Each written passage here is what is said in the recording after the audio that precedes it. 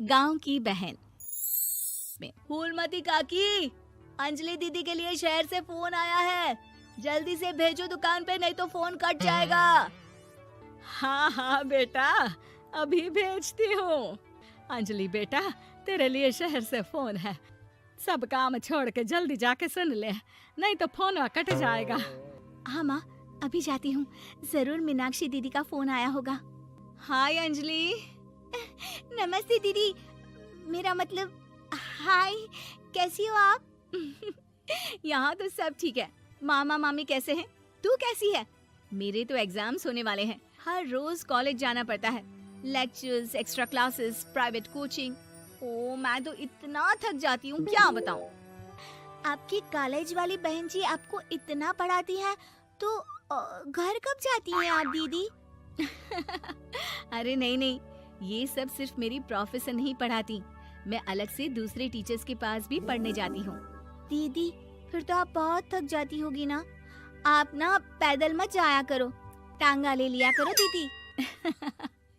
नहीं मेरी भोली बहन, ना मैं पैदल जाती हूँ, ना ही यहाँ टांगा मिलता है, मैं बस से जाती हूँ और थोड़ी दूरी के लिए रिक्शा ले लेती हूँ। सच्ची? वहाँ पर टांगे नहीं बस चलती है? वाह, वो भी हर रोज? हमारे गांव में भी बस आती है, दिन में 2 बार। यही तो खास बात है शहर की, यहाँ बसें पूरा दिन दौड़ती हैं सड़कों पर, और सिर्फ बसें ही नहीं, कार, स्कूटर और ट्रक भी, और तो और थोड़ी दूरी पर तो हवाई जहाज भी है, जहाँ से हवाई जहाज आसमान में उड़ते हैं। अच्छा दीदी, मैं फोन रखती हूँ, बुआ जी फूफा जी को मेरा नमस्ते कहना। हाँ माँ, हम लोग शहर में क्यों नहीं रहते? बुआ जी, फूफा जी और मीनाक्षी दीदी तो शहर में ही रहते हैं। अरे क्योंकि तेरे बुआ जी की शादी शहर में हुई थी, इसलिए बेटा। शादी से पहले वो भी तेरे पापा और दादा दादी के साथ गांव में ही रहती थी। तो फिर बा, मुझे शहर भेज दो ना, मैं भी शहर देखना चाहती हूँ। इतनी बार मीनाक्षी दीदी से शहर के बारे में सुन चुकी हूँ, अब मैं भी वहाँ जाकर देखना चाहती हूँ। बस आप मुझे शहर भेज दो। ठीक है, इस बार गर्मियों की छुट्टियों में कुछ दिन रह आना शहर, अपनी बुआ के घर। अब तो खुश ना? हाँ माँ, बहुत खुश।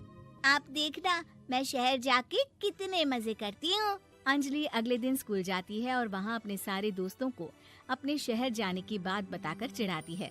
अरे श्रद्धा, शीतल, सरोज, तुम लोग इन गर्मियों की छुट्टियों में कहाँ जा रही हो? एकादशी वाले गांव के मेले में। हम तो दूसरे गांव में नानी के घर जाएंगे, उनका घर नहर के किनारे है, बड़ा मजा आएगा। हम इस बार कहीं नहीं जा रहे, बल्कि हमारे घर में रहने के लिए मेहमान आएंगे। और तू?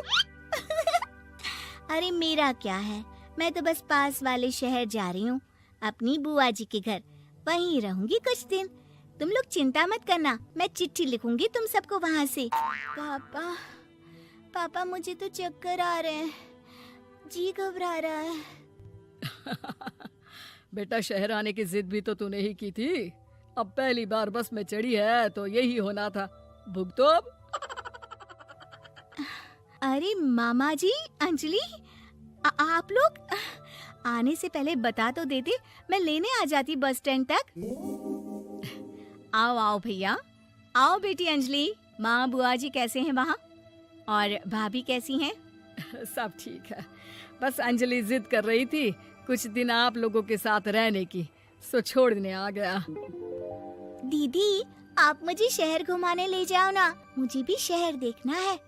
हाँ हाँ चल, तैयार हो जा जल्दी से।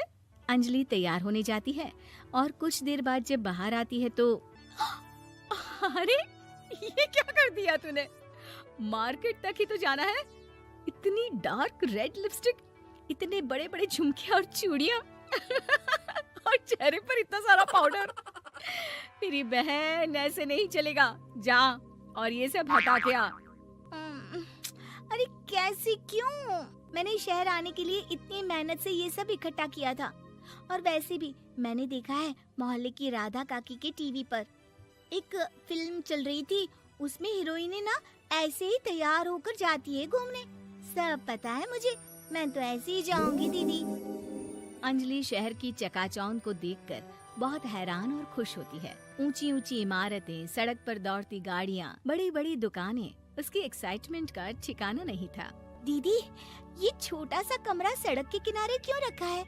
इसमें कौन रहता होगा? ये कमरा नहीं, पीसीओ है, पीसीओ। यहाँ पर लोग फोन करने आते हैं, सिक्का डालकर।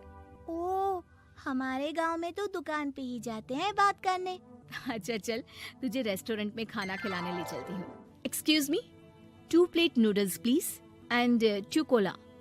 मीनाक्षी को ऑर्डर प्लेस करते हुए अंजलि बहुत ध्यान से देखती है और थोड़ी ही देर में ऑर्डर लेकर वेटर आ जाता है और खाना टेबल पर रख देता है। अरे, ये लंबी लंबी सेवइयाँ खाते कैसे हैं दीदी? और इसके साथ कोई अचार, प्याज, मूली कुछ भी नहीं दिया, बस ये छोटा सा पेट खुजाने वाला दे दिया है। गांव में तो छोटे छोटे चावल ही होते हैं जो कि हाथ से ही खा लेती हूँ। अब इसे कैसे खाऊं दीदी? एक्सक्यूज मी, एक चम्मच प्लीज, और लिटिल प्याज और अचार और मूली और एक गिलास मट्ठा, वो बाद में। हाँ, अब ये सब सुनकर आसपास बैठे लोगों को हंसी आ जाती है। मीनाक्षी भी अपनी हंसी किसी तरह रोकने की कोशिश करती है और वेटर मुस्कुराता हुआ वहाँ से चला जाता है। अंजलि समझ नहीं पाती कि सब किस बात पर हंस रहे थे, लेकिन वो छिप जाती है। दीदी, मुझे लगता है कि मुझे इन सेवइयों को ऐसे ही खा लेना चाहिए, इसी पेट खुजाने वाले कांटे के साथ। एक काम कर, तू मुझे खाते देख, जैसे मैं खाऊं तो भी वैसे ही खा ले। ठीक है दीदी। अंजलि खाते खाते नूडल्स में सिरका ज्यादा डाल देती है, फिर ऊपर से नमक दानी से खेलते हुए काफी नमक भी अनजाने में छिड़क लेती है। अरे, ये क्या क्या खा लिया? अरे हाय हाय, कितना कड़वा है। पानी पानी, ये काला शरबत ही पी लेती हूँ। और जल्दबाजी में अंजलि जल्दी जल्दी कोला पी लेती है, जिससे उसके नाक में झंझनाहट होती है। दीदी, मुझे ले चलो यहाँ से। मैं ये सब शहरी खाना नहीं खा सकती।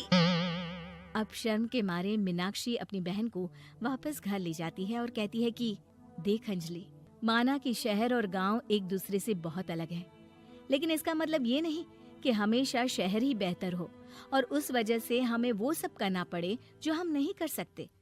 शहर में सहूलतें तो हैं ही, पर चुनौतियां भी हैं। हम जहाँ भी रहें, हमें कभी अपने आप को कम या ज्यादा नहीं समझना चाहिए।